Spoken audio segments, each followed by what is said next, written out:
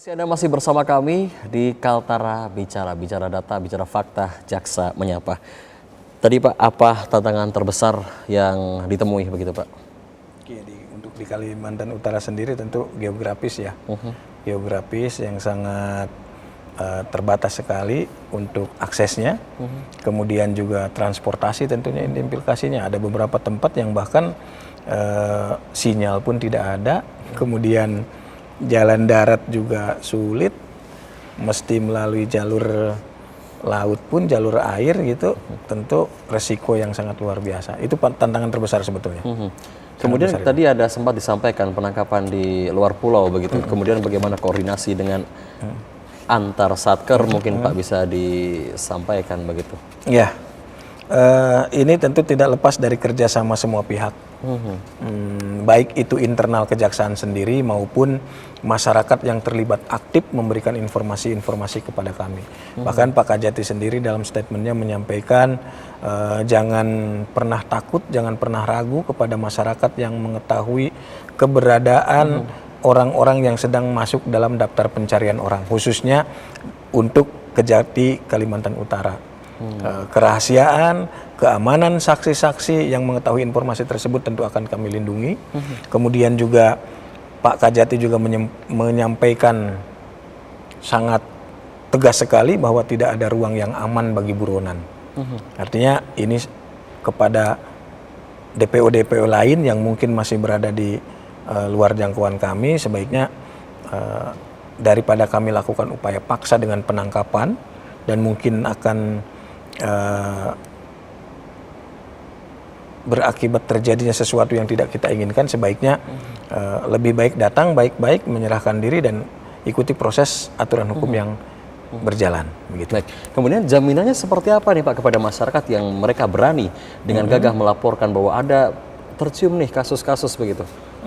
Pertama tentu si informan, katakan informan ya, si informan tadi menyampaikan kepada kami tidak perlu menyebutkan nama dan identitas dirinya, silakan. Whistleblower berarti? Ya, boleh tidak menyampaikan informasi dan lain sebagainya, dan tentu itu akan kami cross check juga, laporan itu tidak kami telan mentah-mentah, kami cross check posisinya ada di mana dan lain sebagainya. Kemudian kalaupun dia datang langsung dengan identitas yang jelas, tentu kami tidak akan publikasi ini informasinya dari mana. Itu kalau masyarakat umum, masyarakat luas yang menginformasikan ya. Kemudian juga instansi-instansi terkait juga tetap kami libatkan. Kami berkomunikasi dengan Kejaksaan Agung, kemudian kejaksaan di mana tempat kami akan melakukan aksi atau eksekusi terhadap DPO dimaksud. Hal ini untuk menjaga situasi dan stabilitas di tempat kami lakukan kegiatan, tidak menjadi chaos, tidak menimbulkan kegaduhan-kegaduhan yang lebih fatal nantinya, baik itu terhadap si objek yang akan kita amankan maupun kepada kami atau aparat-aparat petugas-petugas yang diturunkan untuk mengamankan objek dimaksud gitu. Artinya tidak perlu khawatir ketika menemukan kejanggalan, betul, silahkan laporkan. Betul. Jaksa siap melindungi begitu ya? Siap. Baik. Apakah kepercayaan publik ini juga merupakan salah satu atau dipengaruhi oleh strategi komunikasi hukum yang lebih terbuka, Pak? Ya, mungkin ini peran-peran penerangan hukum, peran-peran pembinaan, peran-peran penyampaian, kolaborasi dan elaborasi dengan kawan-kawan media. Ini saya kira tentu sangat membangun kepercayaan publik ya. Salah satunya tentu kegiatan-kegiatan tadi, survei itu tentunya akan dilakukan kepada masyarakat-masyarakat yang memang melek terhadap informasi-informasi. Artinya komunikasi, bangunan jejaring komunikasi, bangunan penyampaian informasi kepada publik ini sangat berpengaruh. Tentu masyarakat yang dia tidak membina jaringan komunikasinya atau tidak membuka media sosialnya tentu tidak mengetahui kejadian-kejadian penanganan hukum.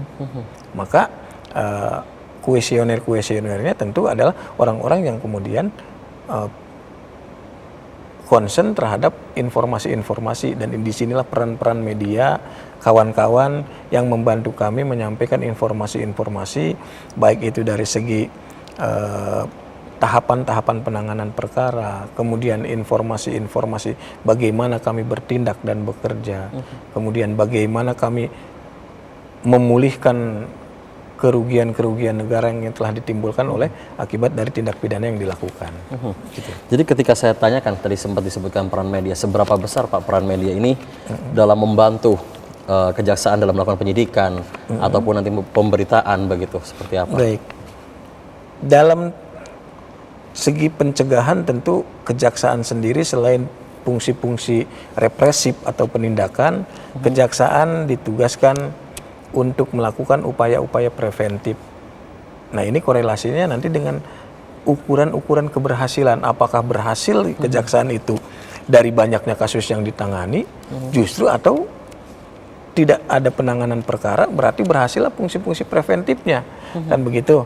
Nah, fungsi-fungsi prevensi tadi, edukasi melalui media, kemudian melalui on the spot kami juga datang melalui penyuluhan hukum, pembinaan ke sekolah-sekolah, kemudian ke pesantren-pesantren, itu tujuannya salah satunya adalah bagian dari upaya preventif kami.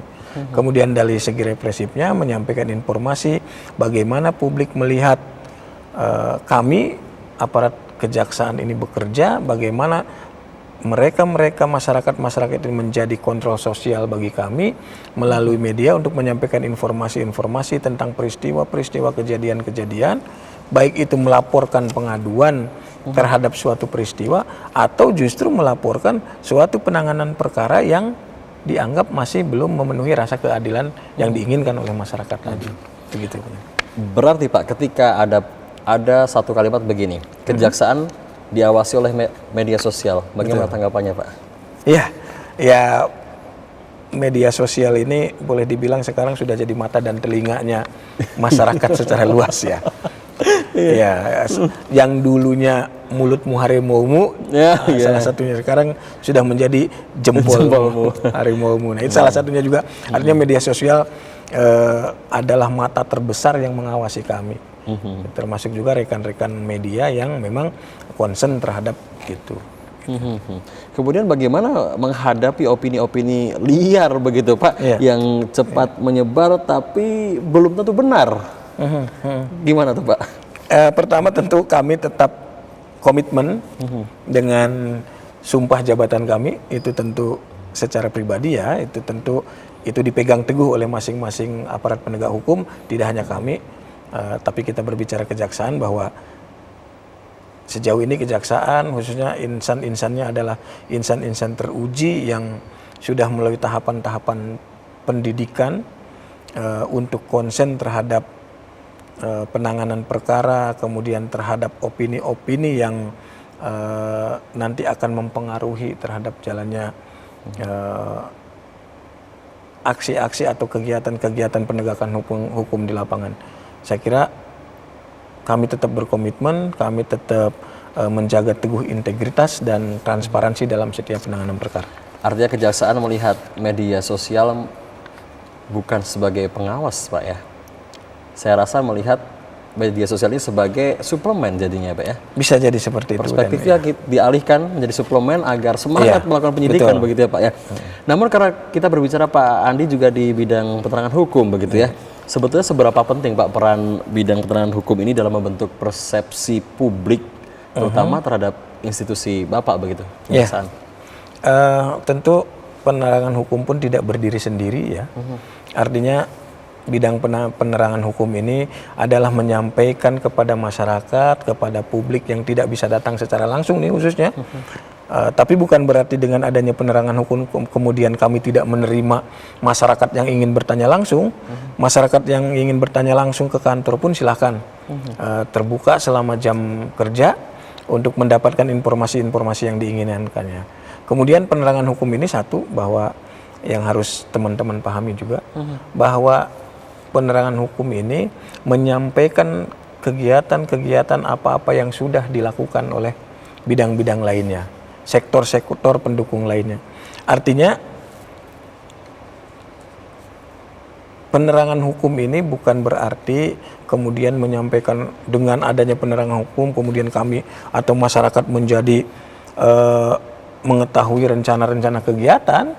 Justru itu tetap kita batasi. Ada informasi yang harus kami sampaikan secara luas, ada informasi yang sifatnya terbatas. Dan terkait penyelidikan yang tertutup, tentu kami akan membatasi informasi itu. Informasi-informasi yang disampaikan kepada ruang-ruang publik adalah informasi-informasi yang sifatnya sudah pro justisia atau sudah masuk pada tahapan-tahapan tindakan yang bisa melakukan upaya paksa, seperti penggeledahan misalnya, penangkapan, penetapan tersangka, tetapi penyelidikannya belum gitu. Namun kalau dari kacamata Pak Andi sendiri, sejauh mana sebetulnya tingkat literasi hukum terutama di masyarakat Kalimantan Utara, kalau dari kacamata Pak Andi seperti apa? Sampai sejauh ini sudah mulai ya, artinya sudah cukup baik saya kira. Buktinya informasi-informasi yang kita sampaikan kepada publik, kepada masyarakat itu sebegitu cepatnya direspon, baik itu baik dari kolom komentar maupun dari histori viewernya, kemudian dari histori berapa kali dibagikannya berita itu. Artinya di situ kan masyarakat sudah, oh ini penting untuk dikonsumsi, ini penting untuk tidak cuma saya pembaca yang mengetahui, tetapi harus ada orang lain lagi yang mengetahui peristiwa-peristiwa ini, kejadian-kejadian penegakan hukum ini. Saya kira itu salah satu indikator bahwa masyarakat kita, khususnya di Kaltara ini, sudah melek dan paham bahwa peristiwa penegakan hukum ini adalah bagian besar yang harus diketahui oleh publik. Begitu. Oke. Pak Andi, kita akan rehat sejenak karena kita akan jeda pariwara. Tetaplah bersama kami di Kaltara Bicara, Jaksa Menyapa.